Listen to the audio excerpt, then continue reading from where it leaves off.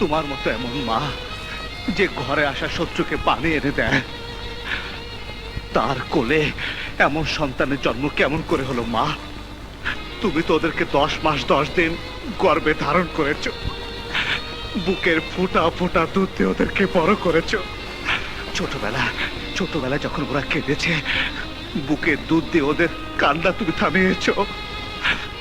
আবার কেঁদেছে, আবার দুধ দিয়েছো, বলেছো বাবা ঘুমিয়ে যাও।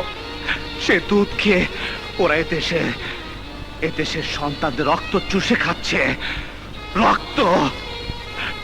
আর তোমার মতো দেশটা এখন কেঁদে কেঁদে বলছে বাবা শান্ত হও, শান্ত হও।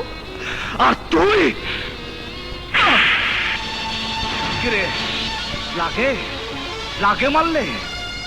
ওই দেখ দেখ তোর মায়ের দিকে তাকিয়ে। আমার চর খেয়ে তোর গালে যতটা লেগেছে, তার চেয়ে বেশি চোট লেগেছে ওই মায়ের বুকে। মা এখন কাঁদছে, তোকে তোকে বুকে দিয়ে বলতে চাইছে তো হ, শান্ত হ। আমার বুকে ঘুমিয়ে পড় বাবা, ঘুমিয়ে পড়। তোরা দেশে গুন্ডারাজ কায়েম করতে চাস, হ্যাঁ? আমার মায়ের মন কাঁদে আর চিৎকার করে বলে বাবা গুন্ডামি করিস না। তোদের কানে সে চিৎকার পৌঁছে না। তোদের গুন্ডামি চলছে তো চলছে, আরে তোদের গুন্ডামি চলছে তো চলছেই। চিৎকার করতে করতে মায়ের গলায় শব্দ আসে না, জবান বন্ধ।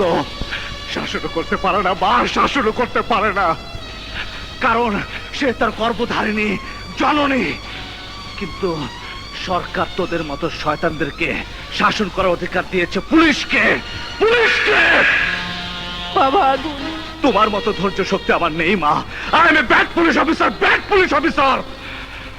এই না শয়তানের চেলা, তোদের মতো হাজারটা শয়তানকে শায়েস্তা করার জন্য এই আগুনই যথেষ্ট, আগুনই যথেষ্ট।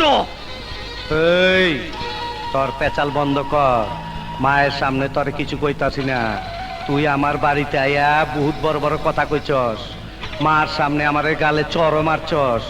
মার সামনে না হইলে হাত দুইটা কাইটা লইতাম। তোর খবর আছে, তোর খবর আছে।